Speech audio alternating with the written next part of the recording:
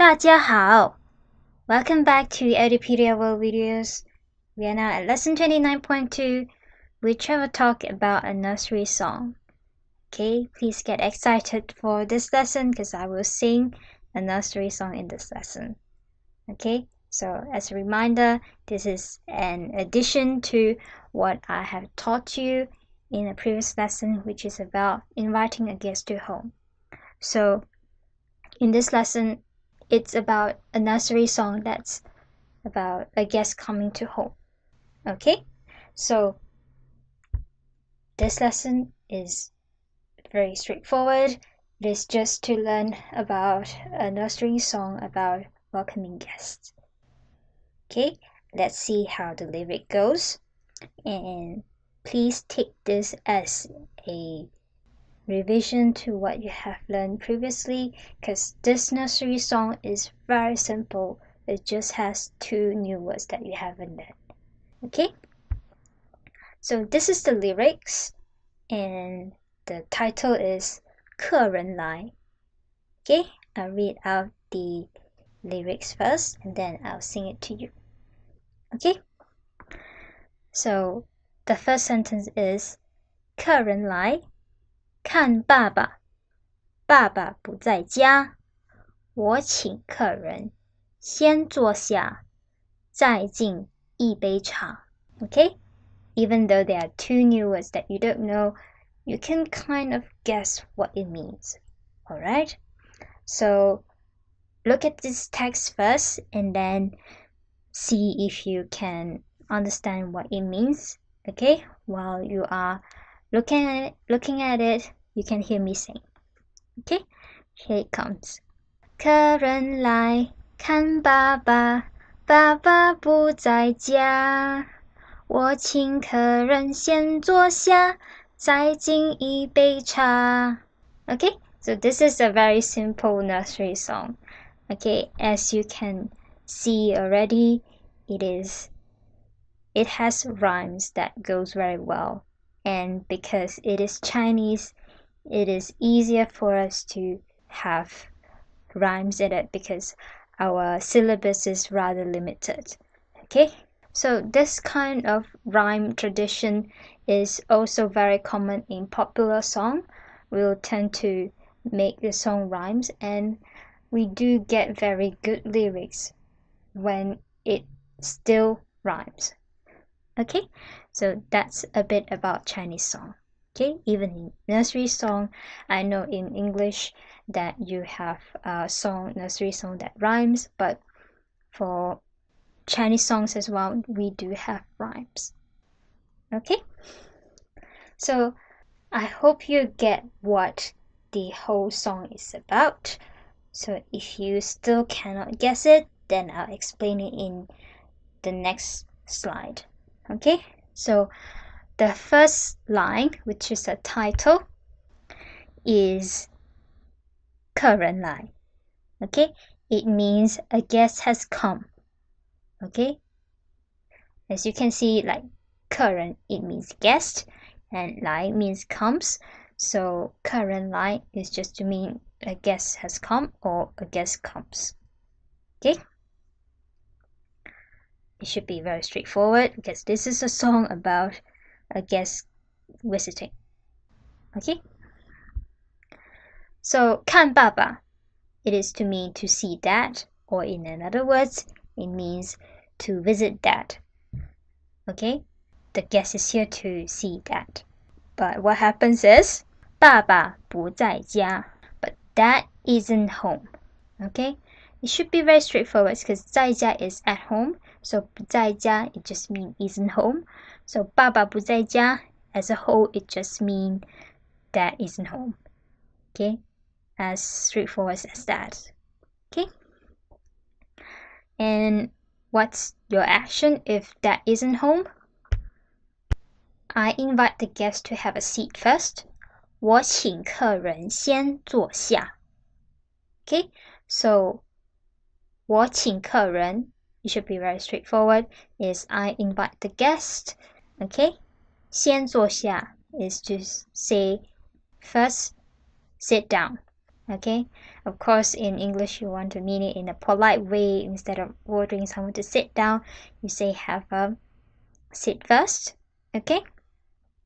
So you can see the whole thing is just subject, verb, and verb. So you just say 我请客人 like subject verb, and then 坐下 is another verb. Okay? 先 is a description. So you're asking the guest to sit first. Okay? Not you invite the guest first. So you're just talking about the first referring to the sit down verb. Okay, so 先坐下 is like have a seat first. Okay, so 我请客人先坐下 in English it means I invite the guest to have a seat first. Then I serve a cup of tea. 再敬一杯茶. Okay, so there are two new words here, so let's look at them. So 敬 means respect, or in this context it means offer. Okay, this is the pinyin 敬, and the radical is this one. What's on the right? The arrangement is complex because you have left and right component, while the left component has top and bottom components. So it is a complex structure. Alright, let's look at how to write 敬. 1, 2, 3, 4, 5, 6, 7, 8, 9, 10, 11, 12. Okay, 12 strokes for this word, 敬. Remember, this word is starting from left and right components first, rather than top and bottom components. So we don't write it like that. Okay, that's a totally wrong word. So you can see in this word, what is happening is you have top and bottom component, then you have left and right components. But the proper way of writing this word is to have left and right components first, then for the left component you have top and bottom components. Okay, this is very important because it shows which the main radical is. Okay, the next word is 杯. 杯 means cup or glass. Okay, anything that is containing drinks is 杯. Okay, it is not it is different from one, which is the bowl. Okay, so 杯 can refer to cup, mug, or glass, depending on what word that you associate to.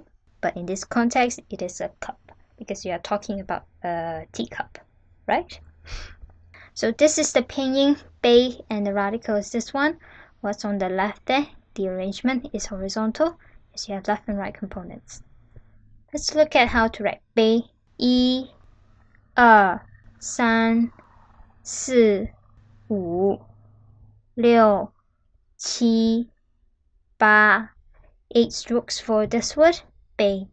Okay, so 杯 here it is a quantifier, quantifying how much of tea there is. But of course, it can also use as an object, as a cup or glass. Okay, and the quantifier for a cup, you can use 只. Okay, you have learned previously for bowls you can use 只. Okay, or 个. Okay, same thing as to 杯, you can use either 只 or 个. Okay, so this is an additional information about 杯. Okay, as quantifier, and the quantifier is used for the object. Okay, so 再敬一杯茶. Okay, so 再, as you have learned previously, you have learned it as in 再见, which is to see you again. So 再, it has the meaning of like going back to the guest again, and then serve a cup of tea. Okay, 敬, it has the meaning of respect, but in this context you are offering the guest a tea, and in English you just say serve a tea. So to say 敬一杯茶, it is to serve a tea respectfully. Okay, this is what we usually do in Chinese culture. Okay, we serve tea to our elders.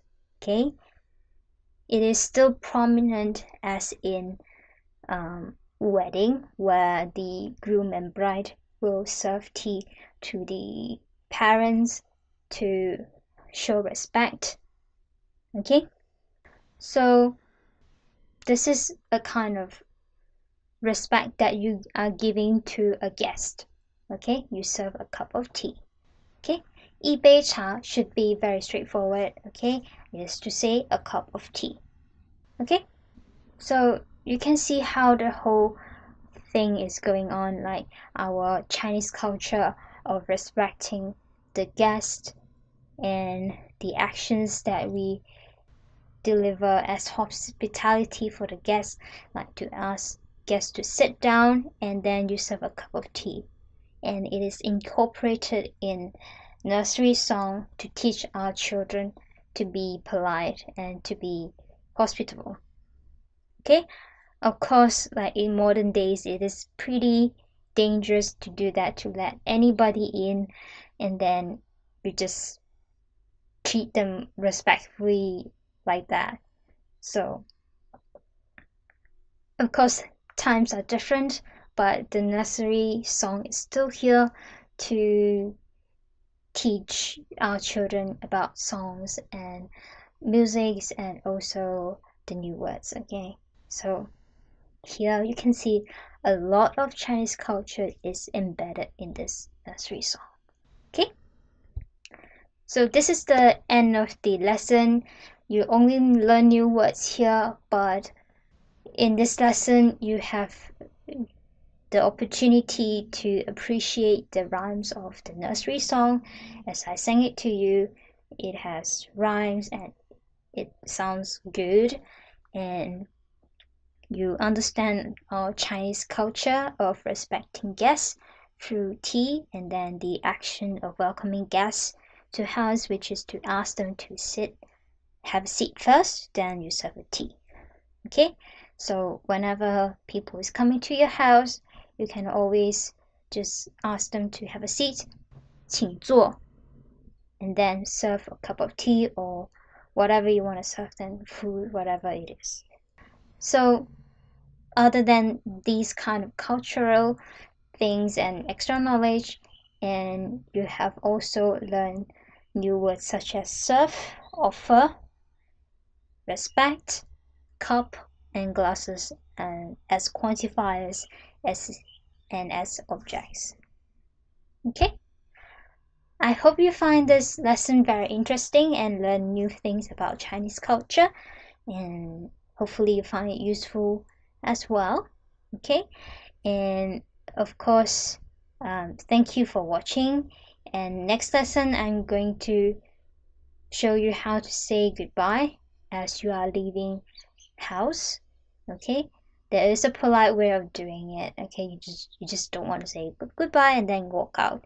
So that's a polite way to say goodbye and then leave house. So in the next lesson I'm gonna show you how. Okay, thanks again for watching and see you in the next lesson. 谢谢，再见。